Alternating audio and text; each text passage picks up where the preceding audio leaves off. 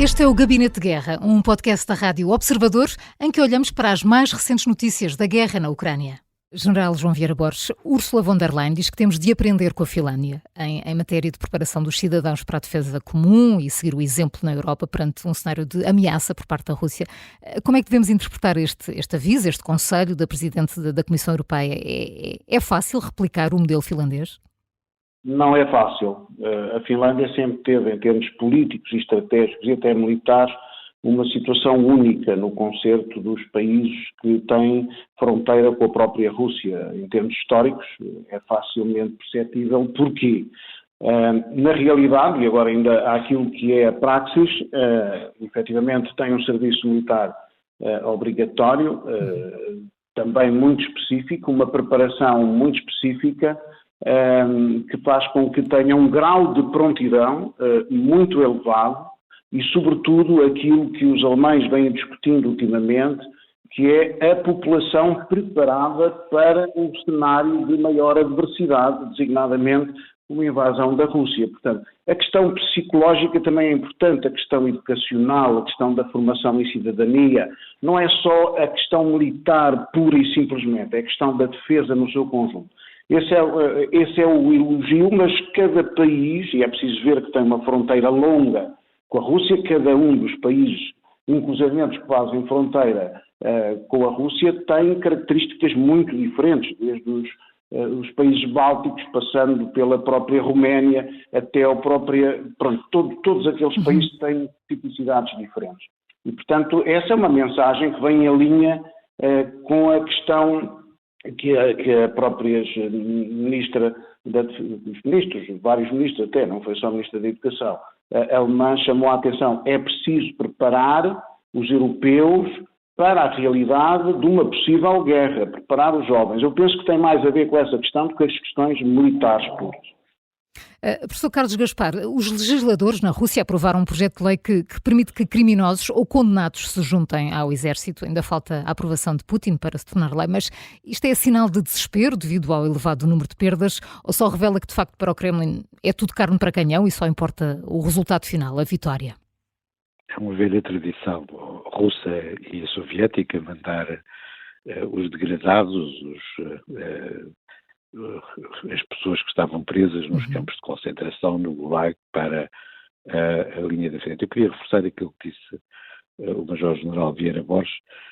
Houve uma proposta, de resto, no Conselho Estratégico de Segurança Nacional, que foi apresentado ao Governo, uma comissão independente da qual ambos fizemos partes, que propunha alargar a base de recrutamento das Forças Armadas portuguesas. Essa proposta não foi mantida na proposta oficial que o Governo mandou para a Assembleia da República, mas tudo indica que deve ser recuperada. Nós estamos obviamente a propor a restauração do serviço militar obrigatório, mas alargar a base de recrutamento das Forças Armadas. Durante 30 anos de férias a seguir ao fim da Guerra Fria, os países ocidentais transformaram os seus exércitos numa espécie de exércitos bonsai. E agora é preciso reconstruir exércitos que tenham uma certa capacidade, designadamente uma capacidade para intervir com números importantes perante a ameaça, a pressão estratégica crescente da Rússia. A Finlândia, obviamente, tem as suas próprias regras, mas é importante, mesmo os países que estão distantes fisicamente da linha da frente, darem o exemplo e inverterem esta tendência de desmilitarização e de desvalorização das Forças Armadas. No terreno, Kiev voltou a ser bombardeada esta manhã, pelo menos mais de uma dezena de feridos. O autarca da capital diz que foram atingidos uma creche, também uma igreja. Kiev está em alerta e a maioria dos habitantes estão em abrigos neste momento.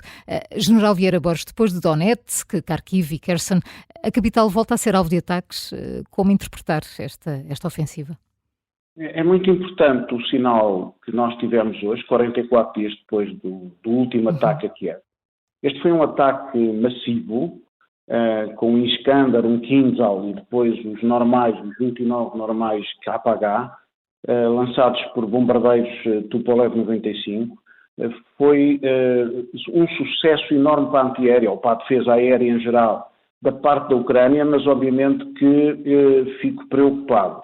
Digamos que isto foi um teste à defesa aérea da Ucrânia, que obrigou, obviamente, a gastar mísseis e outro tipo de munições como teste, mas poderá ser, digamos, também, por outro lado, um primeiro de outros ataques que virão depois. E, portanto, porque essa estratégia da parte da Rússia vai continuar, sobretudo tendo em atenção a noção que tem, a percepção que tem, que é pública, da falta de munições da parte da Ucrânia, aproveitando este hiato em que não há apoio, e, portanto, é algo que porá em causa, sobretudo, neste caso, a população, a capital, que é, obviamente, estratégica para a Ucrânia. Outros alvos, noutras regiões, obviamente, não estão tão bem protegidos. Mas isto foi, digamos, uma demonstração, Zelensky fez essa declaração há pouco, de grande sucesso que já não vinha acontecendo há algum tempo. O que demonstra que as capitais estão bem protegidas, continuam a estar, mas que outras regiões, obviamente, é impossível proteger todo um país com aquela dimensão e toda uma fronteira de mais de 1.200 quilómetros. Mas há outras questões em termos de teatros de operações, outros indicadores que nós vimos hoje, muito importantes, da parte de investimento da parte da Rússia, que é também para discutir, uma matéria que daria para estarmos aqui muito tempo, com as declarações de Shoigu, dos 2 exércitos de armas combinadas, 14 divisões e 16 brigadas até final de 2024, o que pressupõe investimentos para além da própria guerra da Ucrânia, desenvolvimento de capacidades militares a longo prazo, também preocupantes e que vai em linha com o que estávamos a falar antes, a tal necessidade da Europa se preparar a todos os níveis e não só na dimensão militar. O Gabinete de Guerra é um podcast da Rádio Observador. Vai para o ar de segunda a sexta, depois do noticiário das 9h30 da manhã e tem uma nova edição depois da síntese das 4h30 da tarde. E está sempre disponível em podcast. Eu sou a Maria João Simões.